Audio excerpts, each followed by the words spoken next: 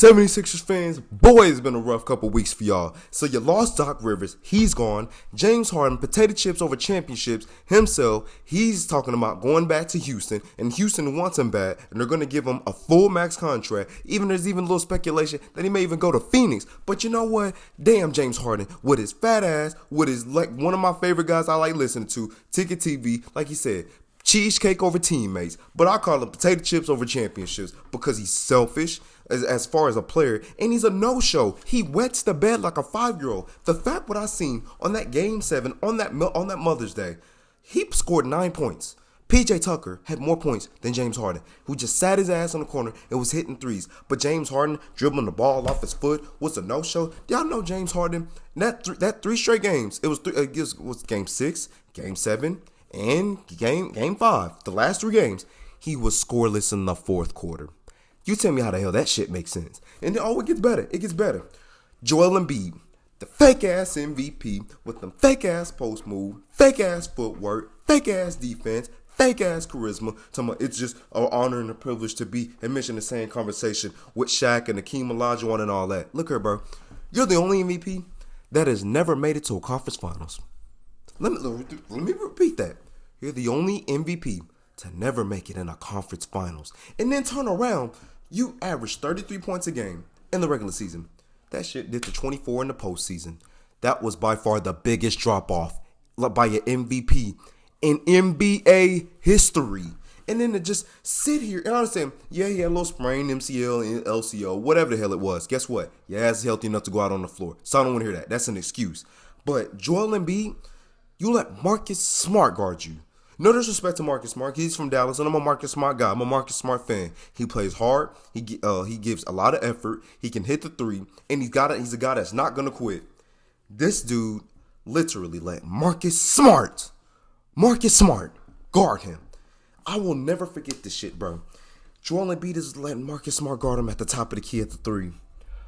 Why in the blue hell are you going to sit here and let Marcus Smart guard you? And that's the thing. He only want to get his big ass on the block. And it's that simple, Joel Embiid. He's 7'1", damn near 300 pounds, 280 pounds. All you got to do is literally get the ball, literally, and get your ass on the block. Call for it. Right when you see a Marcus Smart on you, you should have looked at that damn head coach and be like, you a damn fool.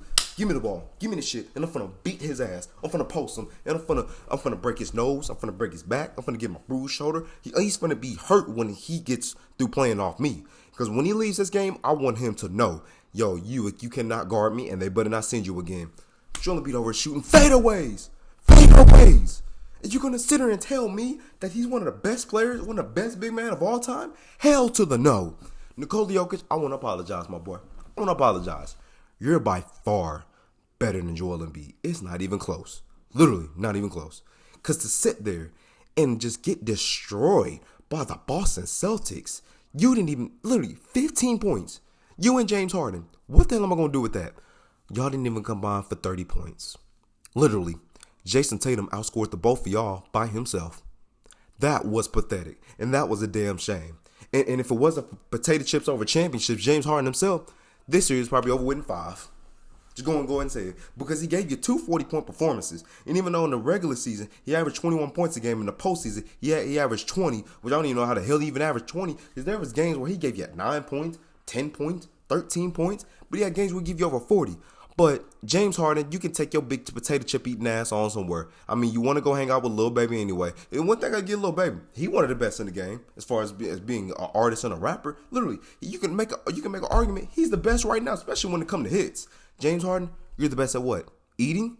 You ate your way out of Houston because you couldn't get it done as the man.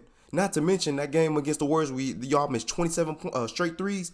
My boy, you didn't even try to help with that. You kept jacking up threes along with the team. So James Harden has had a history for wetting the bed like a 3-year-old. He's had a history for that.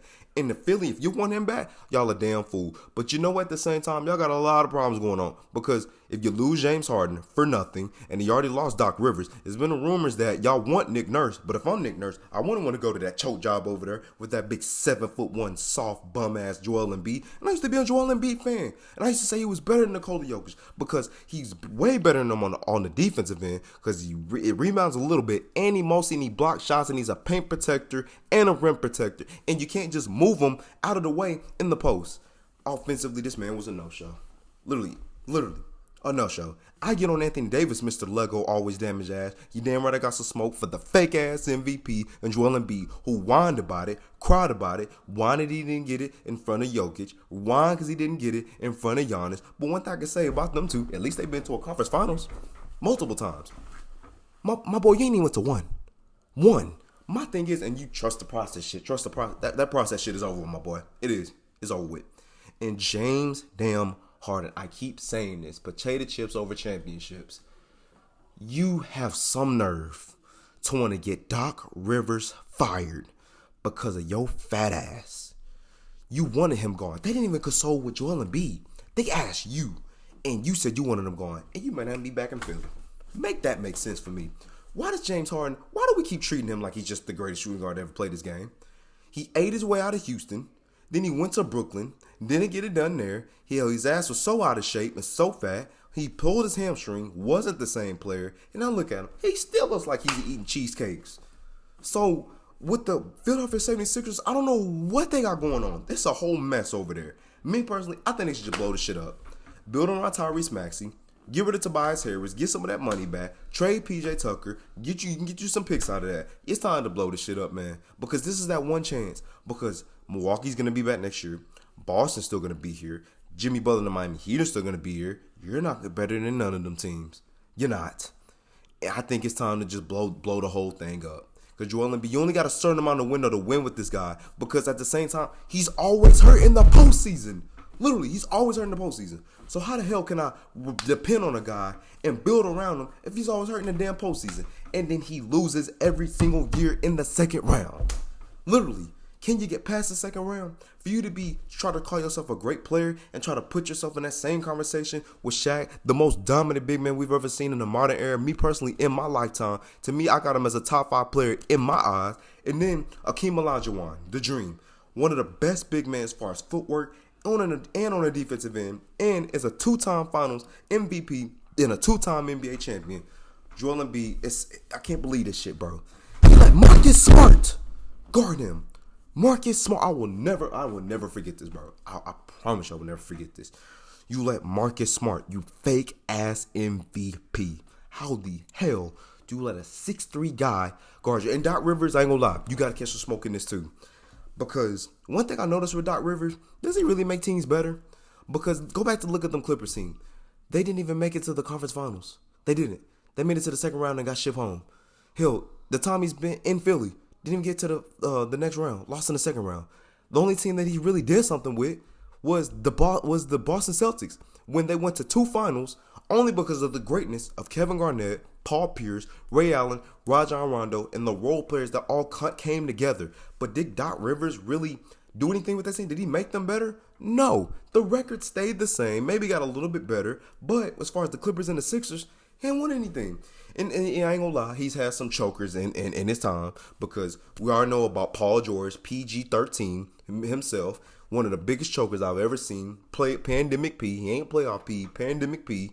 Kawhi Leonard couldn't stay healthy. And hell, even he choked in that bubble year when they went up against the Denver Nuggets, had a 3-1 lead and got literally walked down and they wet the bed and failed. So part of that is on Doc Rivers and that's at the same time on Kawhi Leonard and Paul George. Then you go with Chris Paul and Blake Griffin. Chris Paul, he choked sometimes. Blake Griffin, he damn sure didn't show up. He showed who got pumped by Zach Randolph in that playoff series against Memphis. But Doc Rivers, you got to catch some smoke in this, bro. You got to make adjustments. You got to. You can't just sit there and let the Boston Celtics make adjustments. Because then when they inserted Robert Williams and you would try to, move him out of the way, out of the paint area, but still you're going to you keep putting Joel Embiid at the top of the key. You keep putting him on the wing. Get his big 7'1" ass in the post, get some sets going, and say, hey, you know what? We're running the offense, Joel Embiid. But then the problem is with that, when you try to run it through Embiid, he slows the offense down because in game 1, when James Harden was just running the show with Tyrese Maxey, with Tobias Harris, they went one-on-one with Jason Tatum, Jaylen Brown, and Marcus Smart. They went at him, and then the Philadelphia 76ers ended up winning the game over James Harden, over 40 points. Tyrese Maxey scored over 20. Tobias Harris, he scored over 20. So it's like Joel Embiid was slowing them down. But you know what, Joel Embiid? I'm not going to give you no slack, bro. You fake-ass MVP. Get the ball in the post, get the ball in the box, and dominate. There's no way Al Horford, Robert Williams, Marcus Smart, Jason Tatum. There was no way them guys should have guarded you. But you know what? A lot of these guys in the NBA today, especially so-called superstars, are soft as hell. They just are. So Philadelphia 76ers got a lot they got to figure out right now. Like I said, James Harden, Philadelphia is his third choice because right now the first one is Houston, second one is Phoenix, and I don't even know how they're going to have the money to even make that shit work. And then the Philadelphia 76ers. And it's messed up how he may leave, and he the one that got Doc Rivers fired. Ain't that some shit? And didn't even consult with Joel Embiid, the so-called best player on y'all team, which he is, but also the best big man in the game, which he ain't. It's Nikola Jokic. So it's a mess going on in Philadelphia right now, and they better figure it out. But the fake-ass MVP, Joel Embiid, and potato chips over championships, James Harden, boy, y'all showed who got some nerve. And quick note, Joel Embiid said that him and James Harden just can't do it by themselves. Newsflash, bro. Tobias Harris scored more points than you. He scored 17 points. P.J. Tucker outscored James Harden. You combine P.J. Tucker and Tobias Harris, they outscored James Harden and Joel Embiid. Make that shit make sense. Oh, and then it get better. Like I said, James Harden, 3 straight fourth quarters. 0, 0, 0. That was in game 5, game 6, and game 7. That is pathetic. So, hey, y'all believe what y'all want. Philadelphia 76ers fans, I feel bad for you, man. Hey, I got my own problems on my own. I got Anthony soft-ass, Mr. Lego Davis. So, I mean, hey, I got a big man problem too. But Joel Embiid, the fake-ass MVP, oh, yeah, y'all got some work to do with that one. He shouldn't even walk the streets of Philadelphia for the play like that. And James Harden, pack your shit and get out of Philly, because I wouldn't even want you back either.